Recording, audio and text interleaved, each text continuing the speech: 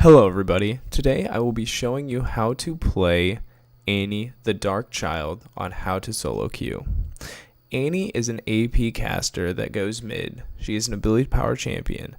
These are the masteries I normally run whenever I'm playing a champion like Annie. I go offensive because Annie is an AP carry mid. She will be doing the AP damage for you. She's not very utility and she's not very tanky, so you're going to want to go as offensive as you possibly can. These masteries seem to be working pretty well for me right now. I like the mastery that helps basic attack with magic damage. Really does help with laning phase, getting last hits on minions. Now my runes I play on Annie. The runes I normally use on Annie are I go Magic Pen Marks to give you that little extra burst damage, and if the other person stacks MR in your lane, this helps break through that little bit of magic resist they may have. Then I like to go Magic Resist Seals, so whenever you're facing an opponent mid lane, they don't just completely dominate you early game. I think this really does help get you through laning phase. And then my Glyphs and Quintessences are straight AP. I go straight AP on Glyphs and Quintessences because it gives you so much AP and damage early game, it helps immensely. You'll start out the game stronger than most of your opponents if you run these masteries because you're going straight AP, straight damage, and you have that little bit of resist to help you in lane. I really do think this is the effective way to go about playing Annie mid. Now we will be talking about Annie in laning phase. Annie is an extremely strong laner because of two different things. Annie's Q, if I do remember, it is Disintegrate. Disintegrate, if you last hit a minion, gives you back the mana that you used to cast it, so it's a great farming ability. And then Incinerate, her W, is an extremely good wave clear. You can clear waves really well, really fast without burning too much mana. So my suggestion early game is you can throw back and forth with your person mid lane, but whenever I play Annie in AP mids like this, I just farm mid lane. If they get out of position, I'll make them pay for it like you'll see here soon. But the whole goal of mid lane is to farm, and Annie's farming is extremely well. Your basic attacks are pretty strong, and your basic attack range is extremely far. I saw this in this game more than I've ever seen before. It's crazy. But what you'll do is, like you're seeing in the video here, me and Ziggs are just passively farming back and forth. So you're always, and another thing about farming with Annie, and any champion for that matter, always get the tower or the big minion.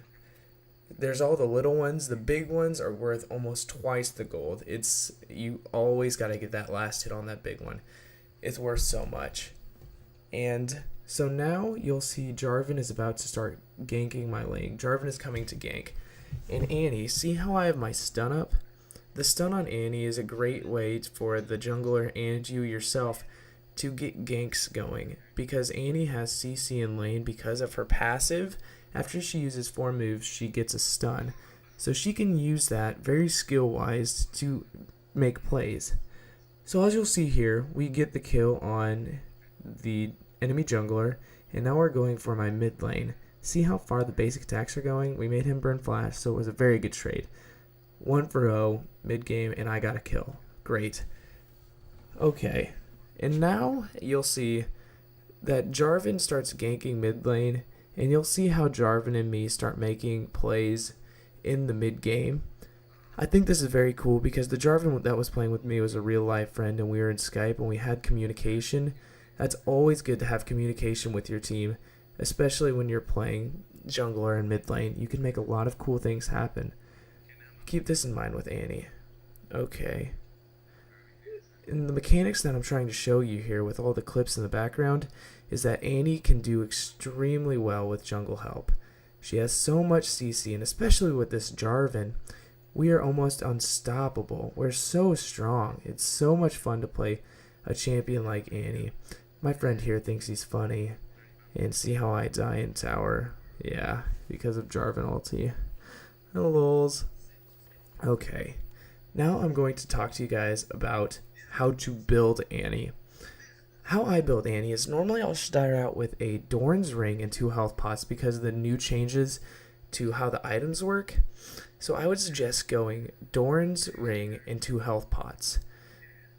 And then after you do that and you farm in lane, I would go back and buy whenever you have enough money to get another Doran's Ring, a ward, and the first state of boots.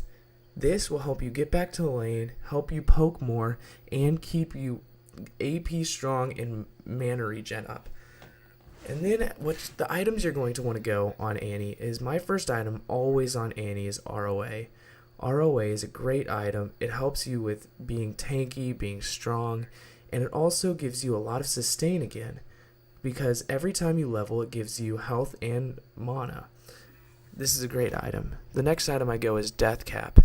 Deathcap gives you so much damage. You get so big and so strong. I always advise going this after you get your ROA.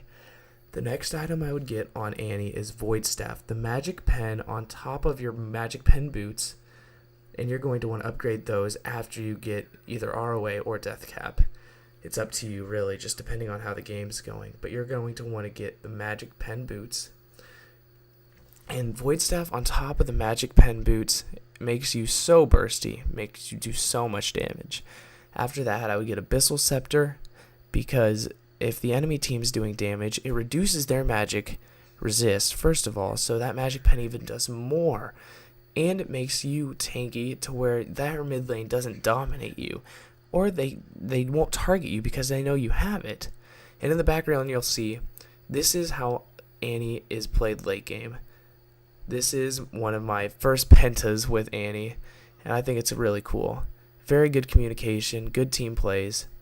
The last item I would normally get on Annie is Rygel's Crystal Scepter. It's a very good item, adds utility to you, also allows you to maybe kite around with your tibbers, and on top of your already abilities. Thank you guys so much for watching. If you guys have any questions at all, don't hesitate to comment, message, anything at all. I will have links down in the description and items, full builds. Thank you guys so much for watching. Bye.